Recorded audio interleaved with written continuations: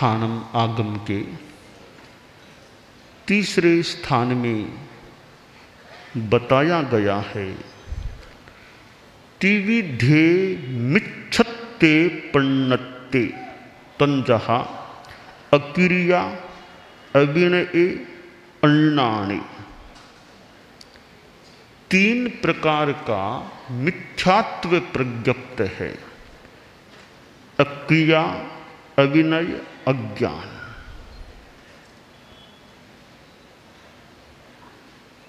मिथ्यात्व का अर्थ है असमीचीनता, असम्यकपन, यानी सही न होना। सही न होना मिथ्यात्व हो जाता है। तीन प्रकार का मिथ्यात्व।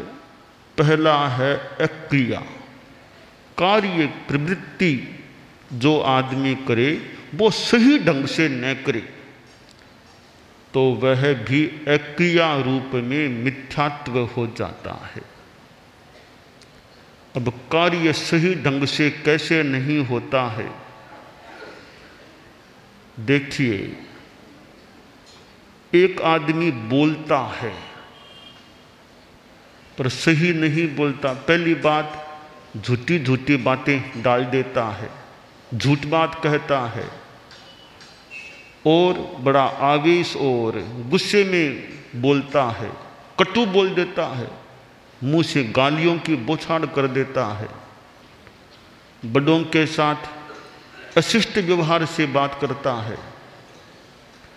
यानी उसका बोलना असमीचीन हो गया, वह बोलने का मिथ्यात्व हो गया, प्रवृत्ति असमीचीन हो गई। और वही आदमी अगर बात सही कहे, गलत बात न बोले, है वैसी बात कहे, कटु न बोले, शालीनता, शिष्टता, मृदुता से बोले तो बोलना समीचीन हो गया, सही हो गया। बोलने बोलने में अंतर पड़ जाता है। एक आदमी बोलकर बात को बिगाड़ देता है और एक आदमी बोलकर बिगड़ी हुई बात को सुधार देता है। एक राजा था, पड़ोसी राजा से अच्छा संबंध था। एक बार अपने दूत को कहा कि कई दिन हो गए पड़ोसी राजा से संपर्क नहीं हुआ, तुम जाओ कुछ मेरा संदेश भी उनको बता दो, वे कुछ जो कहे उसको मुझे बता देना। कुछ उपहार भी दे दिया कि यह मेरी ओर से राजा जी को भेंट कर देना। दूत चला, पड़ोसी राज्य की राजधानी में पहुंचा, राजा से मिलने का अवसर दिया गया। क्यों? राजा का दूत बनकर गया था तो बड़ा सम्माननीय आदमी था। राजा का दूत, राजदूत आया है। राजा जी से मिलने का समय तय हुआ था, उसके अनुसार वह पहुंचा, राजा को प्रणाम किया, औपचारिक बात चली, कुशल क्षेम की परीक्षा हुई और अपने राजा का कुशल क्षेम बता भी दिया। राजा ने जो कही वे बातें भी उस राजा को बता दी। अब उपहार देना था। उपहार में कई चीजें थी। एक चीज थी कपड़ा, अच्छा वस्त्र था भेंट में देने के लिए, तो और चीजें दी। वह कपड़ा जब उसने आगे बढ़ाया राजा की ओर तो नासमझी के साथ बोला कि महाराज, हमारे राजा जी ने एक वस्त्र भी भेजा है, आपके कफन में काम आ जाएगा, आपके कफन में काम आ जाएगा। यह कहा और राजा नाराज हो गया, क्या बात कही है। उसको असम्मान करके निकाल दिया वहां से। वापिस अपने राज्य में पहुंचा, अपने राजा को वहां की स्थिति की जानकारी दी, संवाद सुनाए। कहा, महाराज वे तो मेरे से नाराज हो गए, तुमने क्या किया, नाराज क्यों हो गए? महाराज मैंने कह दिया था यह कपड़ा आपके कफन में काम आ जाएगा। करे मूर्ख आदमी ऐसे कोई बोलने का तरीका होता है। ठीक है, इस राजा ने सोचा बात को सुधारना पड़ेगा, थोड़ा राजा नाराज हो गया है। एक दूसरे दूत से कहा कि अब तुम जाओ, थोड़ी बात चतुराई से करना, अच्छी तरह करना। ठीक है महाराज। उसको भी उपहार दिया कि रवाना हो जाओ। वह भी पहुंचा समय पर, राजा वहां के राजा के पास गया, औपचारिक बात की, फिर वह कपड़ा भेंट में दिया। बोला महाराज हमारे राजा जी ने और आपके मित्र ने यह संदेश दिया है कि जैसे कपड़े में ये ताने बाने हैं वैसे दोनों राज्यों के संबंध हमेशा मजबूत बने रहे। राजा खुश हुआ, बहुत अच्छी बात कही है, बड़ा उसका सम्मान किया, उसको सत्कार दिया और फिर वहां से विदा कर दिया। तो एक असमीचीन बोलना हो गया, यह कपड़ा आपके कफन में काम आ जाएगा, असमीचीन बोलना हो गया, और ताने बाने की बात बता करके उसको खुश कर दिया, वह समीचीन बोलना हो गया। तो एक मिथ्यात्व क्रिया हो गई, एक समीचीन क्रिया हो गई। एक आदमी से कोई मिलता है, कोई बड़ा आदमी है, और मिले और हाथ जोड़ लिए थोड़े से, अच्छा व्यवहार की दृष्टि से समीचीन क्रिया, अच्छा मिलना हो गया। कोई साधु के पास भी आया, साधु के पास आया और हाथ जोड़े वंदना की, तो समीचीन व्यवहार हो गया। साधु के पास आए ऐसे ही सीधा खड़ा रह जाए, थोड़ा अभिनय का व्यवहार भी करे, तो असमीचीन क्रिया हो जाती है। तो हमारी कायिक चेष्टा भी असमीचीन समीचीन हो सकती है। एक आदमी से कोई मिले, मिलते ही चेहरे पर कुछ गुस्से का अंश दिखे, प्रभाव दिखे, तो समीचीन मिलना नहीं। एक मिलते ही प्रसन्नता झलके तो मिलने का व्यवहार अच्छा हो गया। छोटे संत बड़े संतों के पास जाए, हाथ जोड़े वंदना करे, अच्छा व्यवहार हो गया। कोई संत आया, आओ साहब बैठो, कंबल दिया बिठाया, अच्छा व्यवहार। आयार बड़े संत आए, उठना तो खैर नहीं भी किया, पर व्यवहार भी अच्छा नहीं किया, न बैठने का कहा, न पानी पीने के लिए कहा, यानी वो व्यवहार अच्छा नहीं निभाया, तो व्यवहार में कमी की बात हो सकती है। कोई आए तो उसको अच्छी तरह बिठाएं, सम्मान दें, अच्छा व्यवहार हो जाता है। आप लोग गृहस्थ हैं, आपके घर में कोई आदमी आए बाहर से, तो आओ साहब बिराजो, बैठो, कुर्सी दे दी, बैठे, कब क्या लाऊं, पानी लाऊं या चाय लाऊं क्या, और कुछ जूस लाऊं, थोड़ा पूछ लिया, व्यवहार अच्छा हो गया। कोई आए, कोई न पूछे न बात, सीधा ही ऐसे ही विदा कर दिया, तो गार हस्थोचित व्यवहार अच्छा नहीं हुआ। तो शास्त्रकार ने बताया है कि मिथ्यात्व एक अक्रिया, समीचीन व्यवहार समीचीन क्रिया न करे, वह अक्रिया मिथ्यात्व हो जाता है। मन में भी उल्टे पुल्टे विचार कर ले, उसका अनिष्ट हो, ऐसा हो, यह असमीचीन क्रिया हो गई। सबका भला, सब अच्छे धर्म के रास्ते पर चले, सर्वे शांति मवाप्नुयुः, सर्वे क्षेम मवाप्नुयुः, ऐसी मंगल भावनाएं की, तो मन की समीचीन क्रिया हो गई। तो पहला मिथ्यात्व है अक्रिया। दूसरा मिथ्यात्व शास्त्रकार ने बताया है अभिनय। अभिनय भी मिथ्यात्व है,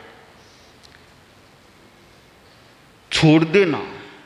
अभिनय में क्या होता है, संबंध विच्छेद कर देना। वो किस रूप में, एक समुदाय में कोई आदमी है, छोटी मोटी बात हुई, संग से चला जाऊंगा, छोड़ दूंगा, ये अभिनय हो गया। वरना छोड़ना झटपट नहीं चाहिए, क्योंकि समुदाय में है, छोटी मोटी बातें हो जाती है, उनका कोई समाधान करें, सहन करें, पर संग को छोड़ने की बात सोच लें, यह अभिनय का मिथ्यात्व हो गया। इसी तरह देश को छोड़ दे, अपनी पार्टी को छोड़ दे, छोटी बातों को लेकर संबंध विच्छेद कर ले, यह अभिनय मिथ्यात्व हो जाता है। तुच्छ बातों को लेकर समुदाय को छोड़ने का प्रयास नहीं करना चाहिए। गीत में कहा गया है, छूटे तो यह तन छूटे, छूटे तो यह शासन संबंधन टूटे, शासन संबंधन सब में ऐसे ऊंडे संस्कार चाहिए, सब में ऐसे ऊंडे संस्कार, उच्च आचार चाहिए, विमल व्यवहार, सत्य साकार चाहिए, गुरुवर हमको मर्यादा का आधार चाहिए। तेरा पंथ धर्म संघ में कोई साधु है, छोटी कोई बात हो गई, संग छोड़ दूं, संग को छोड़ दे, यह चिंतन असमीचीन अभिनय का हो गया। और निष्ठा यह जागे कि छोटी बातों को लेकर शरीर तो कभी छूटेगा तो छूटेगा, पर शासन का संबंध नहीं टूटेगा छोटी बातों को लेकर।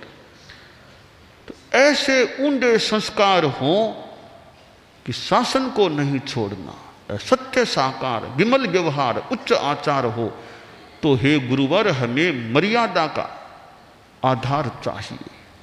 तो शास्त्रकार ने कहा अभिनय मिथ्यात्व है कि देश को छोड़ देना या समुदाय को छोड़ देना अभिनय का मिथ्यात्व होता है। तीसरा मिथ्यात्व बताया है शास्त्रकार ने अज्ञान। अज्ञान भी मिथ्यात्व, सम्यक ज्ञान नहीं है। बात है कुछ, जान लिया कुछ, या जानने की बात को जाना ही नहीं, तो आवश्यक ज्ञातव्य है जाना ही नहीं, या गलत रूप में भी जान लिया है वो तो और ज़्यादा खराब। नहीं जानने की अपेक्षा गलत रूप में जाना और खराब। बात है कुछ, जान ली मान ली और कुछ, तो वैसा भी नहीं होना चाहिए। या झूठी बात प्रचार कर दी।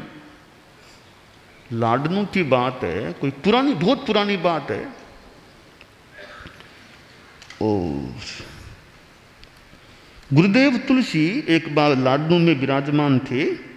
लाडनू में अपने साधियों का सेवा केंद्र है। सेवा केंद्र में वो दो ऐसे मकान हैं, वैसे एक नहीं वैसे दो हैं, वो दो खंड हैं, दो हवेलियां मान लें। तो उधर कोई वहाँ एक पीर जी का कोई स्थान है। पीर जी की बात, पीर जी आते हैं ऐसा पहले चलता था। हालांकि अभी भी वो स्थान है, हम लोग जाते हैं तो वहाँ मंगल पाठ भी बोलते हैं। वो नीचे ऐसे पीर जी का स्थान बना हुआ है। संत लोग वहाँ थे। संतों ने सुना कि पीर जी हैं, और कभी कभी पीर जी आते भी हैं। एक संत यूँ सोए हुए थे, मैं भूल न करूँ तो मुनिश्री बुद्धमल जी स्वामी, विद्वान संत, उनकी बात है। रात को सोए और कोई बीच में नींद जागी होगी, कुछ अंधेरा भी, उस जमाने में अंधेरा भी रहा होगा। तो उनको ऐसा लगा कि उधर पास में कोई बैठा है। तब वो बात उनके दिमाग में आ गई कि हाँ, वो पीर जी की जो बात सुनी थी कि पीर जी आते हैं कभी, लगता है आज पीर जी आ गए रात में। थोड़ा सा भय भी होना काफ़ी संभव है कि पीर जी आ गए, क्या करें। अब उनको संभवतः पीर जी मान लिया, यह उनका मिथ्या ज्ञान था। वो पीर जी नहीं, वो कुछ था, पीर जी मान लिया। कई बार कल्पना से, झूठी कल्पना से आदमी भयभीत हो जाता है। बात है कुछ नहीं, तो काल्पनिक कारण से भय मन में पैदा हो जाता है। तो पीर जी आ गए, पीर जी आ गए। थोड़ा सा क्या उनके मन में आया, साहस जागा, क्या होगा, उनके पास ओगा था। उन्होंने वो ओगा लेकर उनके लगाने की चेष्टा की कि देखें क्या होता है। ओगा लगाया, एक कपड़ा नीचे गिरा, अंदर क्या था, मून, कोई बड़ा मटका, वो मटका पड़ा था अंदर। तो पीर जी कुछ नहीं, मटका ही पीर जी का रूप ले लिया मानो। अगर पीर जी ऐसे को मान ले तो एक तरह से वो मिथ्या ज्ञान, अज्ञान हो गया। मैंने संक्षेप में बात को बताने का प्रयास किया अपनी शैली में। इस प्रकार मिथ्या ज्ञान हो जाता है कुछ, जान ले कुछ। है तो रस्सी, मान लिया सांप, रस्सी को सांप मान लिया। तो वह कई बार ऐसा अज्ञान हो जाता है। पहले होली के दिन होते कहीं कहीं तो बच्चे लोग यूं एक नकली सांप को ऐसे रात में ऐसे रस्सी से बांधा, इसको यूं चलाते, जैसे उधर से वो रस्सी खींचा, सांप सा आया, राहगीर देख के तत्काल घबराता, रही सांप सांप सांप। तो रस्सी को या बनावटी चीज को असली सांप मान लेना, यह अज्ञान होता है। तो अज्ञान भी अपने आप में मिथ्यात्व होता है।